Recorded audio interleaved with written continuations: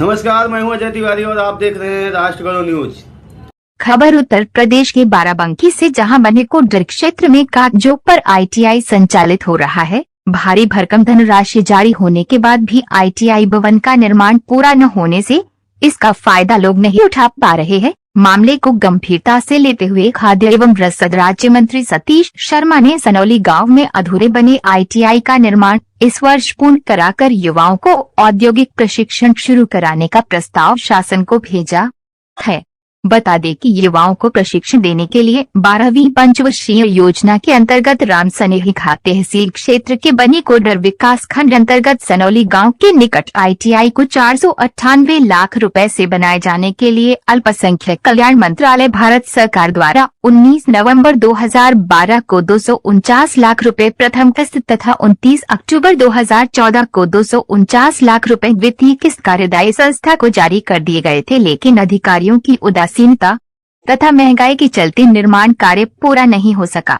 करीब 3 वर्ष से तो यहाँ पर रहने वाला चौकीदार भी नदारद हो गया। कागजों में संचालित इस ITI के लिए वर्ष 2016 में 192 लाख शासन द्वारा मशीनरी खरीदने के लिए प्रशिक्षण निदेशक को भेज दिए गए थे। भवन के अधूरे होने के कारण यहाँ के नाम पर बच्चों के एडमिशन लेकर जहांगीराबाद में प्रशिक्षण दिया जाता है, जिससे छात्र छात्राओं को भारी दिक्कत उठानी पड़ती है।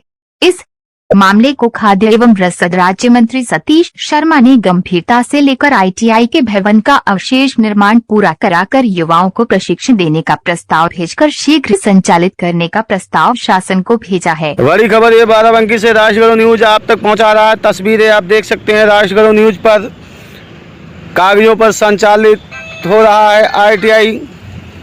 तो बड़ी खबर राष्ट्र करो न्यूज आप तक पहुँचा रहा है। तस्वीरें आप देख सकते हैं। कागजों पर संचालित हो रहा है ये ITI। राष्ट्र करो न्यूज की टीम पहुंची है बाराबंकी के रामसनेही घाट। इस पूरे मामले की पड़ताल की राष्ट्र करो न्यूज के चेयरमैन रामबाबू मिश्रा ने।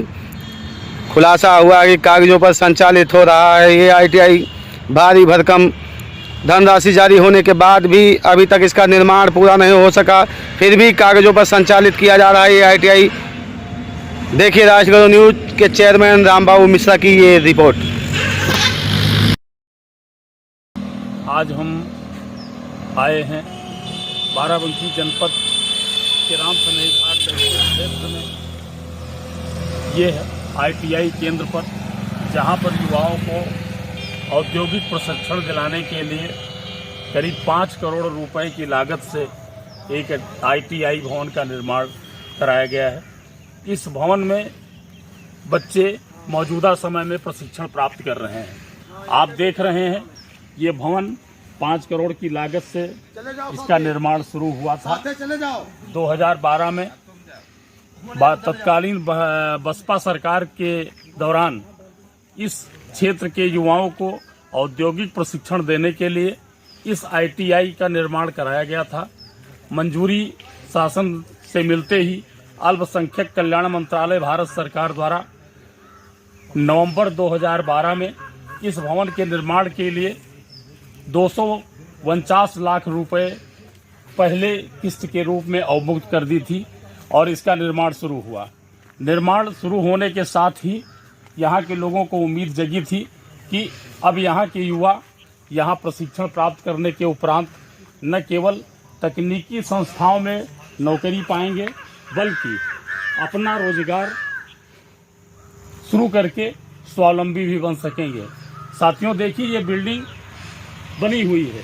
कागजों पर यहाँ पर परीक्षा छात्र पढ़ भी रहे हैं, औद्योगिक प्रशिक्षण ले रहे हैं, लेकिन मौके पर ये आप जंगलात देख रहे हैं, बिल्डिंग की हालत देख रहे हैं, आधी अधूरी बनी हुई है, गेट बंद है, अंदर भैंसें पली हुई हैं और चारों तरफ जंगल ही जंगल नजर आ रहा है। आपको हम अंदर का दृश्य दिखाते हैं। कैमरामैन से हम कहेंगे कि अंदर इस बिल्डिंग के अंदर का परिसर पूरा दिखावें। साथियों, ये है बसपा सरकार की तरफ से क्षेत्रीय लोगों को ये सौगात दी गई थी। अल्पसंख्यक कल्याण मंत्रालय द्वारा 4 करोड़ 98 लाख रुपए इसके लिए अवमुक्त भी किए गए थे। पहली किस्त के रूप में 19 नवंबर 2012 को 249 लाख रुपए दिए गए।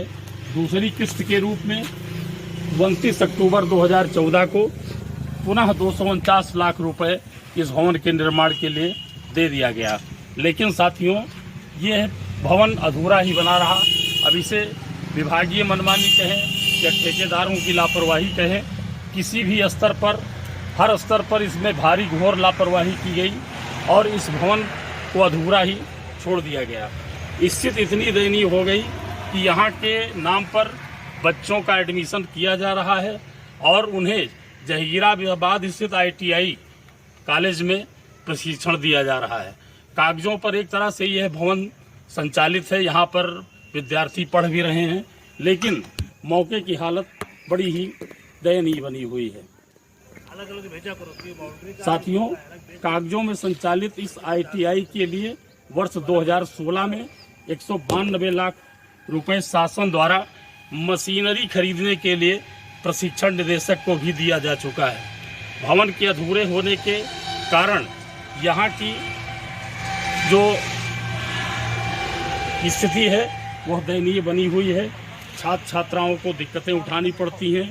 यहाँ लोकल स्तर पर बच्चों के एडमिशन न हो पाने से लोगों को औद्योगिक प्रशिक्षण नहीं मिल पा रहा है, जिससे क्षेत्र के लोग रोजगार नहीं पा रहे हैं। साथियों, भवन अधूरा होने के कारण यहाँ के नाम पर जो एडमिशन जहीराबाद में किया जा रहा है वो वहीं लोकल के बच्चों को ले लिया जाता है, जबकि जिस ब्लॉक क्षेत्र के लिए, जिस बनीकोडर ब्लॉक के लिए इस विद्यालय की स्थापना की गई, वहाँ के बच्चे इस सुविधा से पूरी तरह से वंचित चल रहे हैं। साथियों, क्षेत्रीय विधायक और प्रदेश के खाद्य एवं रसद राज्य मंत्री सतीश शर्मा जी ने इस भवन को पुनः निर्माण कराने के लिए, अधूरे भवन को संचालित करने के लिए शासन को प्रस्ताव भेजा है। आशा है कि उनके इस प्रस्ताव पर शासन शीघ्र ही संज्ञान लेगा और यह अधूरी पड़ी बिल्डिंग का निर्माण कराते हुए यहाँ पर औद्योगिक प्रशिक्षण की कक्षाएं शुरू कराई जा सकेंगी। कैमरामैन कपिल तिवारी के साथ राम बाबू मिश्र, राष्ट्र न्यूज़।